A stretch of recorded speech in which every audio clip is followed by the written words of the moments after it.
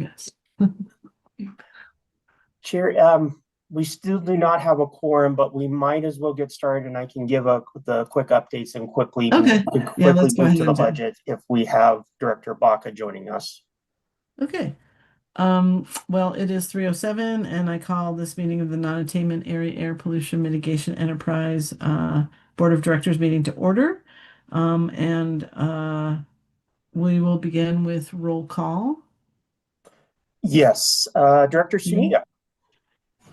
I'm here. Okay. Director Baca. Director Holguin, excused. Director Wheeler, excused. Director Stockinger, excused. Director Furco. Here. And Chair Stevens. Here. As mentioned earlier, we do not have a quorum. If Director Baca, Vice Chair Baca, joins us, we will have a quorum, so we should skip approval of the minutes, Chair. Okay, sounds good. We'll move on to public comment. Is there anyone here that wanted to give public comment, or anybody who indicated they wanted to give public comment to you, Darius? We did not have any requests for public comment, Okay. Chair. So we'll just remind anyone who might be listening that we're happy to take public comment at the beginning of the next meeting, which is December 5th. And in the meantime, please feel free to send emails to us if you have any questions or concerns about the meeting. So moving on, we will not be looking at the minutes yet, but we'll do the enterprise budget and program updates. Thank you. So we wanted to give a quick update. It's been a while since this board met, but as was mentioned during the some of the meetings that have happened, that the board deserved a well-deserved rest if we got the grants for the CCTAP program done and out of the and through here, and that was successfully done in May and June of this year. Staff issued award letters to the I believe it was 11 grantees, giving out $17.3 million. So essentially all of the program funds from FY 23, 24, and 25, I believe. And those award letters were issued in the 15th. We'll note that there was some great press around this. The NAAPME Enterprise submitted a press release that was issued on August 8th, kind of showing where that is. And I believe that's still on the website if folks wanted to take a look at that. And I think we sent that out to the board, but if you did not receive that, that's still available and we can send that out. But there is also an AASHTO article and an article in the Greeley Tribune as well on these for it. And for folks that don't know, AASHTO is the American Association of State Highway Transportation Officials. So if you're not familiar with that trade organization, all of the departments of transportations around the country are part of that organization. So wanted to note the national recognition that the program has gotten. So, but a lot of the work that has been done by the staff, a lot of whom are on this call, has been working on getting those grant agreements worked through. It is a new program, it is a new enterprise, so some of these items kind of have to be worked through, working with our accounting and finance staff that is assigned to it. And because it is an enterprise, there are special requirements that have to be worked through with this to make sure that we follow the statute required by the state and ensuring that these grant agreements grow out. So those are the items that are being worked on right now, and that we're able to get the funds to the grantees in a timely manner, while still making sure that we protect the enterprise's interests as well. So that has been most of the work the past few months while the enterprise has been on break. I will note one other thing that I have forgot to mention on the slide deck, but I do want to mention this. Now, the Americans for Prosperity lawsuit was that they did not, Colorado Supreme Court did not take up the challenge to the state appellate court ruling on that lawsuit.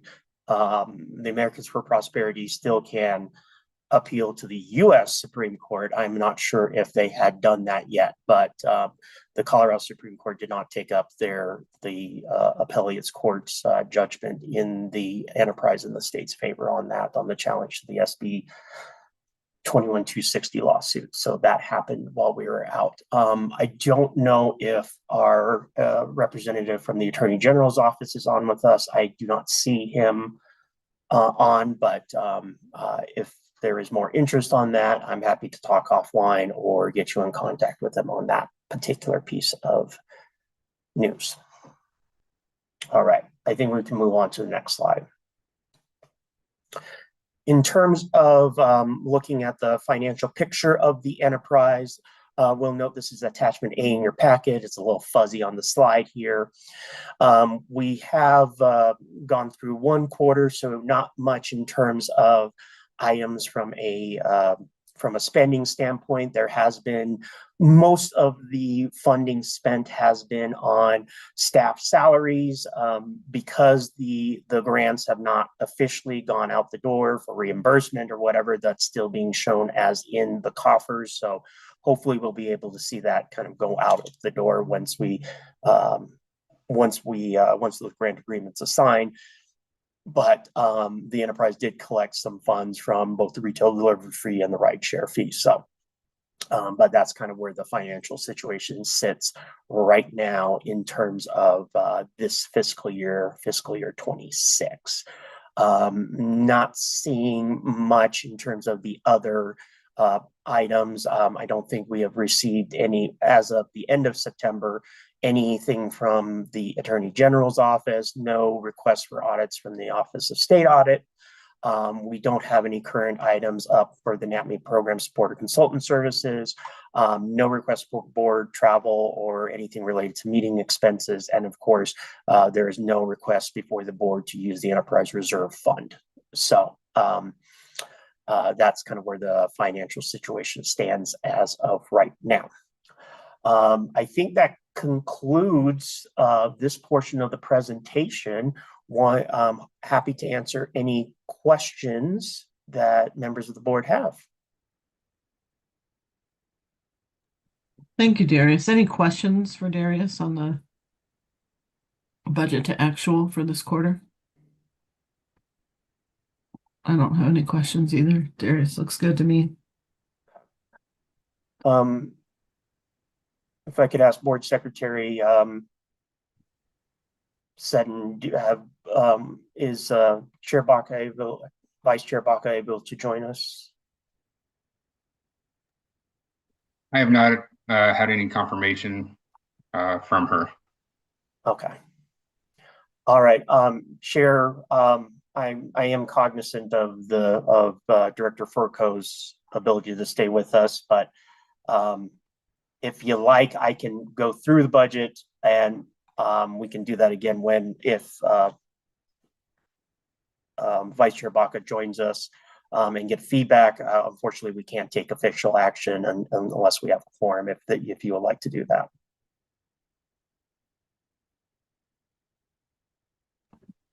I have a question. So how urgent do we need that? I mean, is this something that we need to approve this time, or can we? It's an interesting question. I don't know when the deadline for submission of the budget, because this budget goes into the CDOT budget and that gets sent to the Office of State Planning and Budget. So usually they like to have that in the packet ahead of the November Transportation Commission, which is later, which is I think November 14th. But I don't know when they submit it to the Office of State Planning and Budget, which I think is the more urgent item because the Transportation Commission has no say on our budget. And so I would have to, actually, Sam, if I could phone a friend, Sam Foster, our OFMB liaison, if I could ask that of you, do you know when we submit the budget to OSPB in December, the draft budget? Yes, Sorry, I don't have the exact date in November, but we do like to have all of the enterprises approved before the TC approves CDOT, so we have them all together and can show them all at once. Okay. So we don't know when, you don't know when we submit it to downtown? Not right off the top of my head right now, but I can find that if you'd like. Okay. So we can find out, Chair. Okay. Yeah, I just didn't know if we should, maybe have a special, call a special meeting if we can. Just remind people that it would be just very short to try to get a quorum to approve it. If Lynn can't make it to. That is an option we can do, Chair. It's under your purview to conclude this meeting and call a special meeting of your choice. We would probably need to, of course, under open meeting laws, have the usual two days to notify folks, and we get out the package, which would most likely be the same information that's presented here, and we can do that. Okay. I was gonna try to, text Lynn too to see if there's any way in getting in touch with her that she could pop on. But we may have to do something like that because I'm not, the later it gets, the less likely I feel like it is that we're gonna get quorum. And I was only able to send an email. I do not have a contact number to Vice Chair Baca directly. Oh, I'm sorry. I think I see her just coming on. Just Good. joined. Wonderful. Hi all, sorry I'm late. Oh, that's okay. I just want to announce that Lynn Baca, the vice chair of this board, is now here, and that means we have quorum. Is that correct, Darius? We have a quorum, Chair. Okay. Well, let's All move into the approval of this budget. All right. So if we could Let's go, move into the presentation. yes, if we could go to slide 10, please. This is attachment B in the packet. The budget for this year, there are a couple of minor adjustments, and we'll talk about those, but this is basically in line with the policy that has been adopted by this board in terms of allocation. So wanted to go through these line by line and happy to answer any questions. Our anticipated revenue for fiscal year 27 is around 17.4 million.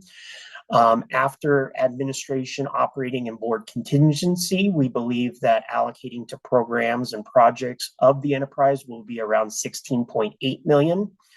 For administrating and operating costs in fiscal year 27, that is going to be around 377,000. And then, of course, we'll maintain the board's contingency reserve fund of around $200,000. Next slide, please. In terms of the revenue that we are getting in fiscal year 27, 13.1 million will come from the TNC fees, or the per ride fee.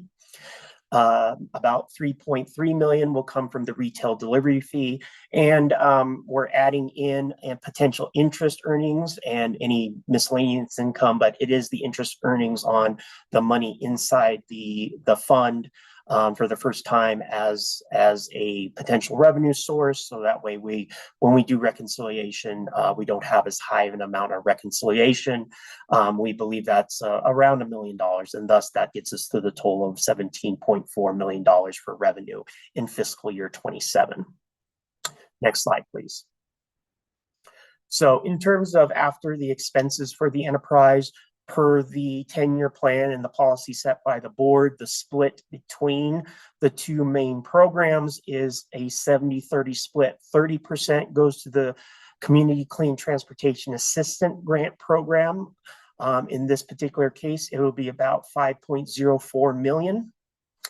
And for the Large Infrastructure Grant Program, which is a future topic for the board, especially after we get back in the new year, that would be an allocation of $11.8 million. And that equals the 16.8 million as indicated earlier in the presentation. Next slide, please. In terms of expenses and administration expenses, for staff compensation in FY27, the recommendation is to allocate 200,000 for this line item. The main piece of this increase is to help with the administration of projects as they start ramping up. Previously, this allocation was 100,000, but as projects get ramping up and they'll require administration, especially infrastructure projects, this will allow for these projects to be administered and to follow the guidelines as required for any type of local agency projects. And this is the fund that will pay for that staff time. As part of that swap, we are taking down the enterprise program support line item. These are for contracts or outside consultant support for the enterprise. We have seen that we have not used all of that money in recent years, but we did want to keep some in there as needed, which $20,000 seemed to be an appropriate amount based off of what staff has been able, what the enterprise has been able to use previously, which I think was around 17,000 in help with the 10-year plan and the grant NOFO translation.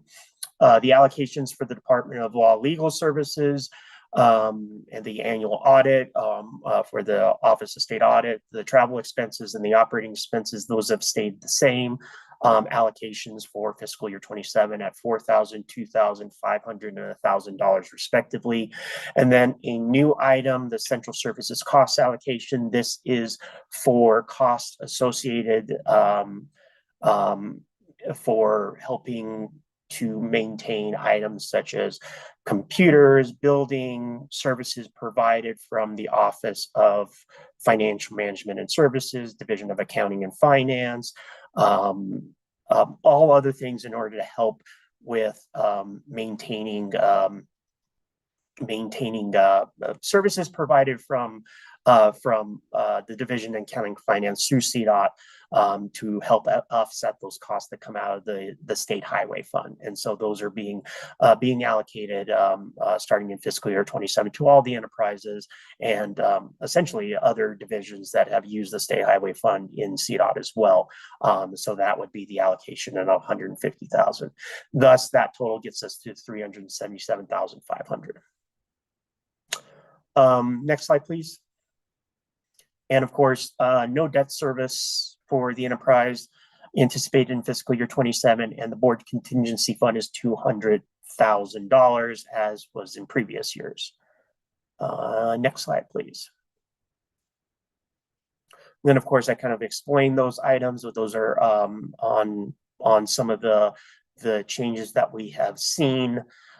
Which is primarily the staff compensation line item, the central service cost allocation, and then the interest revenue item, which some of the increases in those two items are well covered with the interest earnings and miscellaneous revenue line item, and still maintaining the money going to the vast majority of money going to the programs that the board has set out as in the 10-year plan. And it is a draft budget, so the board has a final opportunity early next year to vote on a final budget that will go that will be sent to the Office of State Planning and Budget before we start the fiscal year.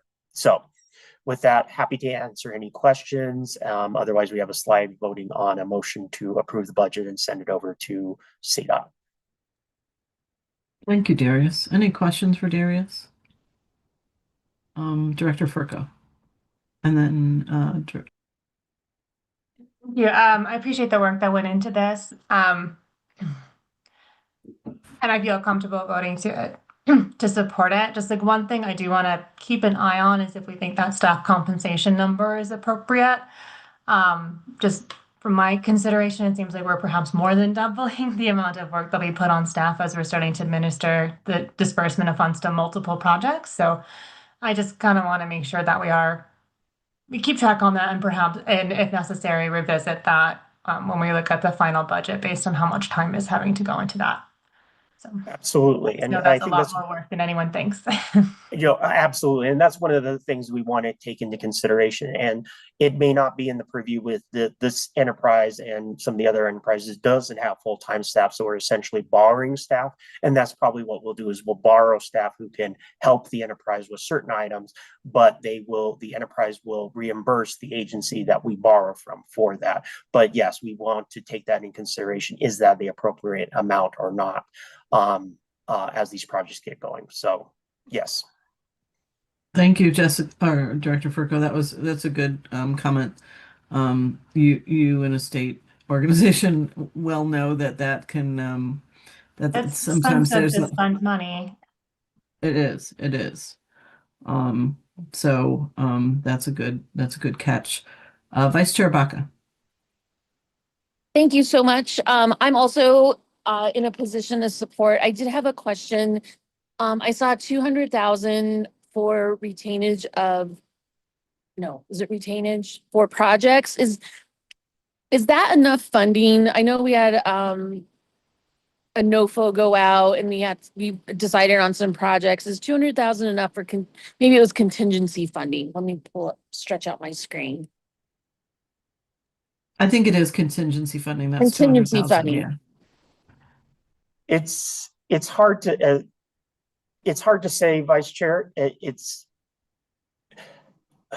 I don't have a good answer for you because we don't know on there if the contingency funding is only available for the board. The board is the only one who can allocate that to something. It's staff can't allocate that to anything. And usually it would come up, say,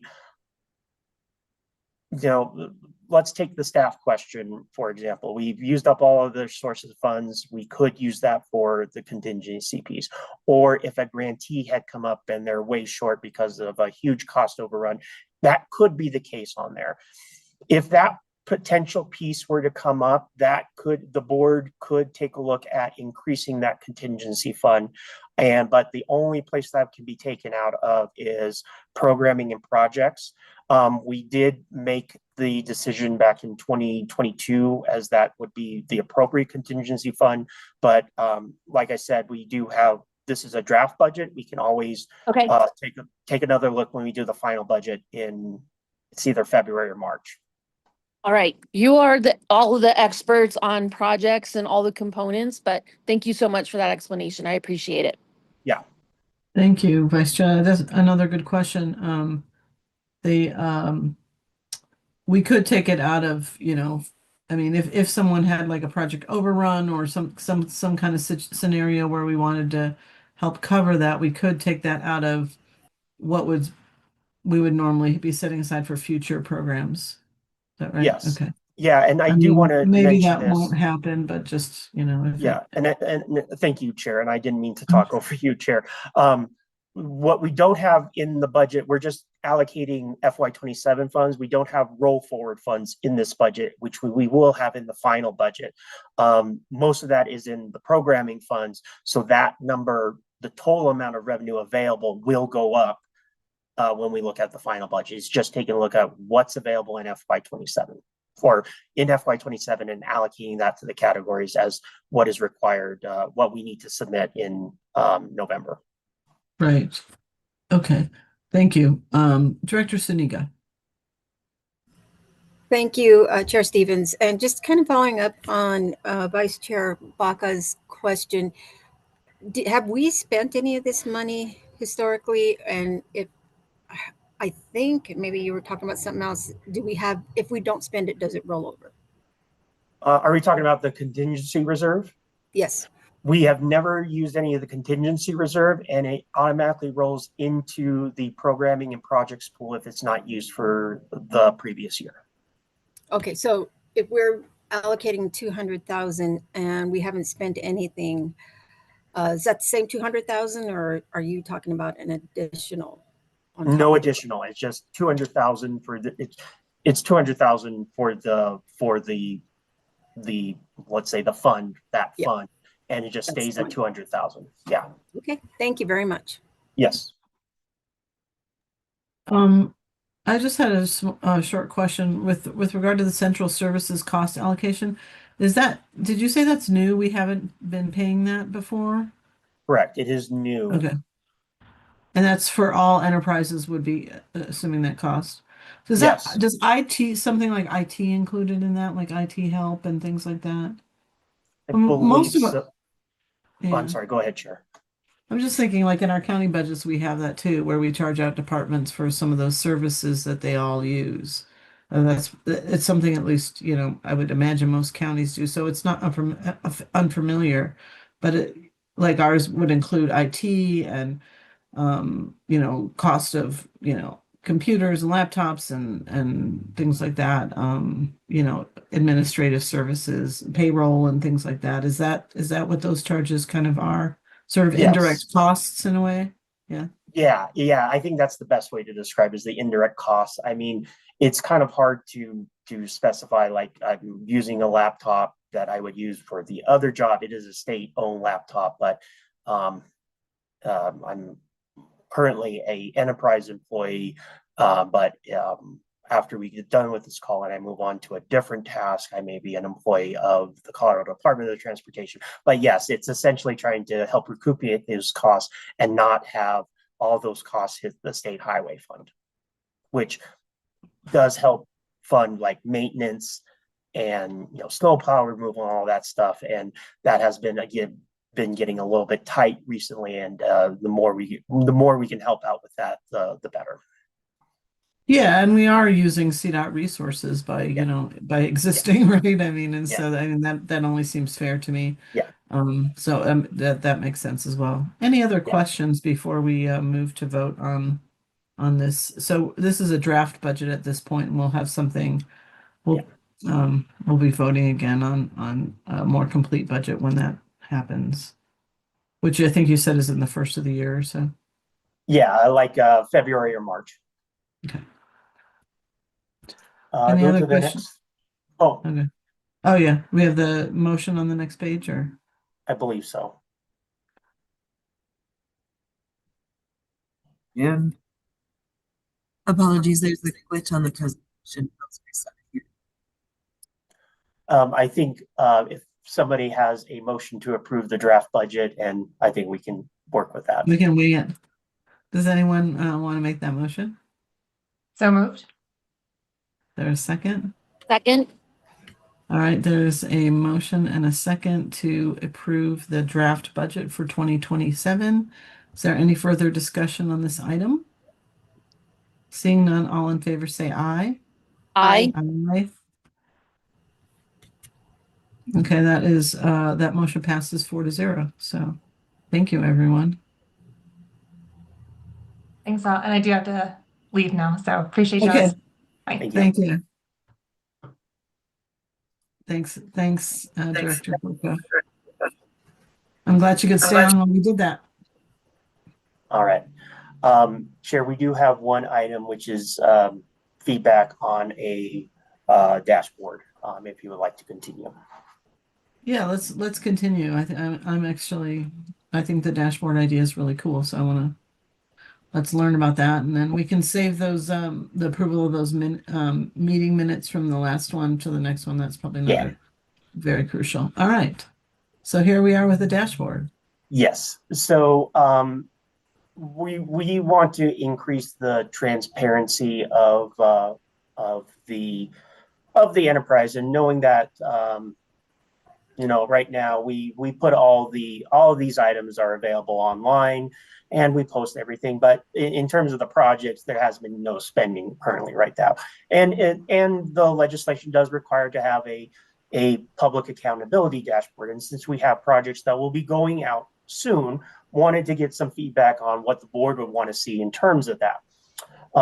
The software system that we currently have for dashboards called Power BI. So we will see if the capabilities within that software, it's a Microsoft tool, and if we have any feedback, this is something we would like, we will see if that is capable within the software and report back to the board on there. But in terms of what we have currently, which is CTAP and some the CTAP essentially is being able to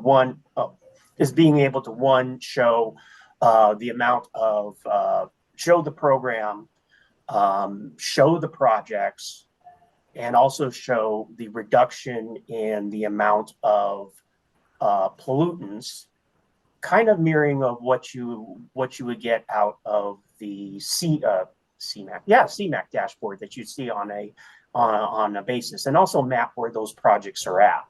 And so this is a mock-up that staff has done to kind of show at a high level what we have done, have that mapped, and then also have a table of where those projects are, when they were awarded, how much they were awarded, what is the reduction in kilograms per day. So yeah, when you have 0.41, that may not seem high, but it is every single day that you're doing it, 365 days going forward, and then some additional items explaining what the project is, and then quantifying those based on their application, the project type. Like the one I'm using in Fort Collins is a bike and pet project, for example.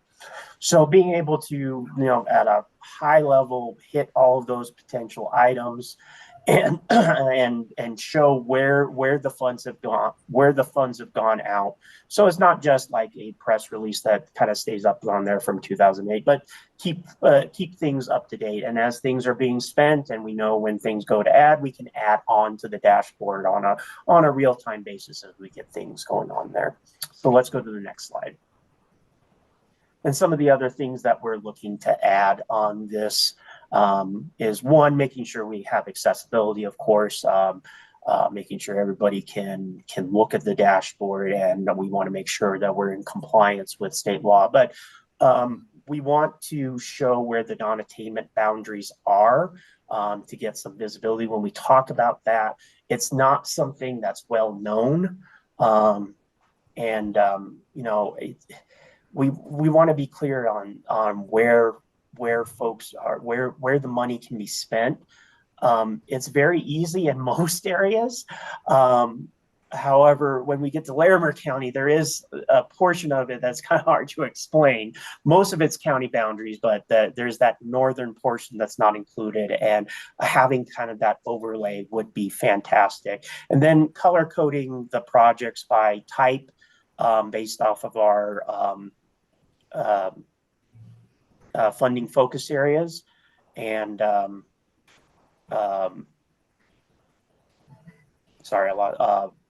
by project type and funding focus areas would be helpful. So that way it's, when you look on the map, oh, look at that, these ones help with neighborhood connectivity, or these ones help with reducing environmental health impact. So we're looking at what we can do with the software to provide that, not only the accountability, because we could put up a simple spreadsheet that's just, here's the project, here's the amount of funds it got, and so on and so forth. But we think providing that ozone benefit, and it gets a little tricky. You can't say it reduced this amount of ozone. It's ozone precursors, and we do have to explain that a little bit, because it's not as simple as greenhouse gas mitigation, for example. But we can help with some of that stuff, borrowing from what we know with the federal CMAQ dashboard, and kind of doing something on our own, and keeping it on our website, and having that as one of our premier items that we can keep updated using the software we have. So my question to the board is there something specific you would like to see, or something that you think the public would want to see in terms of these projects that we haven't thought of, or something that we think we should add with these projects, which could be a question that we may not get to today, or we can add on there depending on the capabilities that we have within the software. Great. Director Suniga. Thank you, Chair Stevens. Darius, I know we had talked, it's probably been a couple of years now, but when we talked about putting out those grants, that we were going to ask about measurables for their projects. And I'm not sure if we did that, but I think that's something I'd like to see. I mean, we could say, yes, they we gave them the money and they can report, yes, we're spending the money, but what kind of impacts are they making? Is that a reasonable thing? I mean, I'm sure it would vary.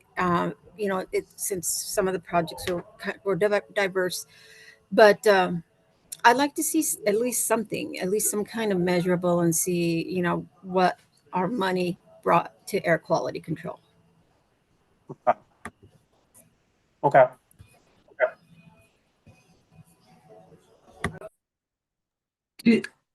Director Siniga, do you want to see something beyond like the total VOC reduction and total NOx reduction per day? Well, I mean, that's the ultimate goal, right? But not all the product. I don't know how to measure the impact of a project that really is a huge area, a general area contribution. I mean, we could have given that money to anybody in the area and gotten the same results. I'm wondering if we can find more specifics, and ask them, what do you believe contributed to make a difference in the air quality and that kind of stuff. Does that make sense? Is it more narrative based, do you think, Director Siniga?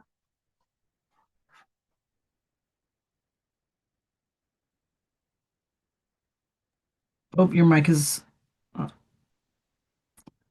no. It keeps Yeah. flipping off on me. So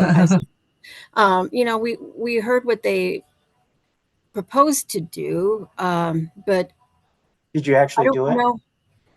Well, I'm sure they'll do it. Those were a lot of it was infrastructure and stuff. But I mean, how do we know that money really made a measurable impact? I mean, like, say they did a bike program, just in theory, and we funded somebody who instituted a ride to work or ride to school program, and maybe their measure will be number of participants, something specific to their project. I think that that could maybe be like a narrative kind of thing too. I agree. Like one thing I think that it's great to see those numbers, like the VOC and the NOx reduction.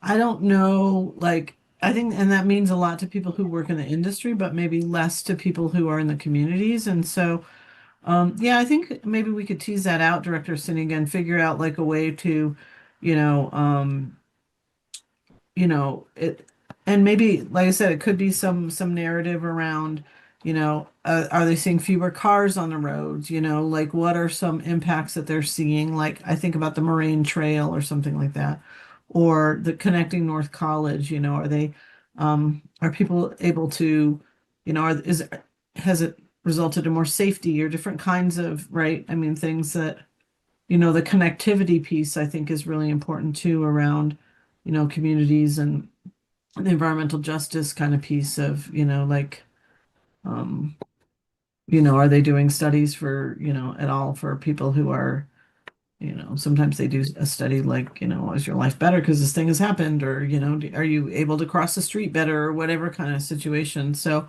I think that adding some narrative could, I love the idea of a dashboard and I love a lot of this work and I'm really supportive, but I think maybe some stories from the communities around, the benefits that they're seeing for their residents would be really good too.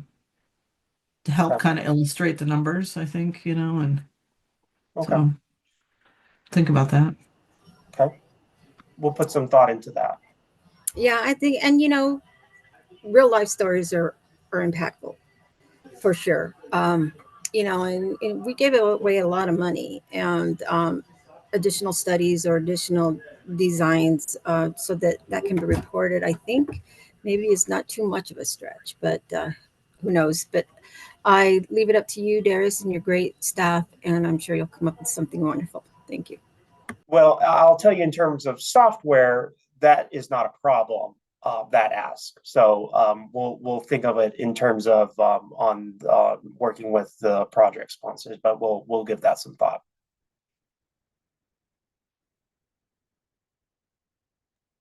Great. Anything else?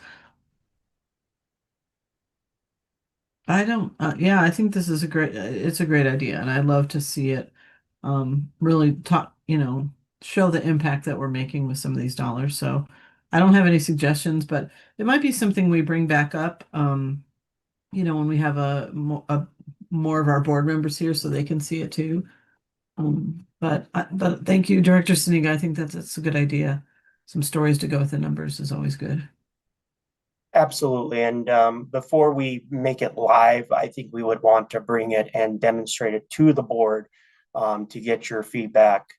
And then if the board likes it and thinks it's good, then we will put it, and I'll put it live on the NAAPME website. So, but yes, we will definitely give your comment, Director Siniga, some thought and consideration on what we can do, and continue to work at that, including some of the items that we had mentioned on some of those pieces, and work on that, knowing that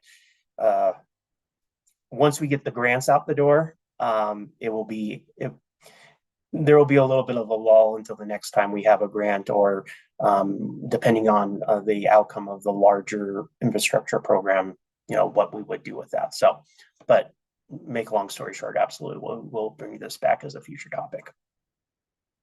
Great. All right. Was there anything else on the agenda for today? Just next meeting on December Oh, 4th, that's right. I believe. December 4th. Yes, so we do have the approval of the annual report for CY 25. That report goes to the Transportation Commission and the joint Senate and House committees on transportation. It's not required under statute, but it's good to get the board to approve that before we do that. So that does need to happen. Also, we did have Kathy Young retire, if you remember. We do have Justin, who is the new Attorney General, and we have not done our annual open meetings training for this year, and Justin would like to do that at the December meeting, if that works for you, Chair. Yeah, that sounds fine. Okay. Some good reminders in those. Yeah, so we'll probably have those two items for the December 4th meeting. Perfect. All right. Any question about any of our next meetings or meeting topics? Anything we need to add or? No. All right. Looks like we're good. All right. Well, so we will not be meeting on Thanksgiving, and hope that everybody has a good holiday, and we will see you in December, which feels crazy to say, but nevertheless, that's when our next meeting is. So thanks, Darius. Thanks for your help. Thanks, Director Suniga and Vice Chair Baca for helping us make quorum today. We really appreciate it, and we'll look forward to seeing you in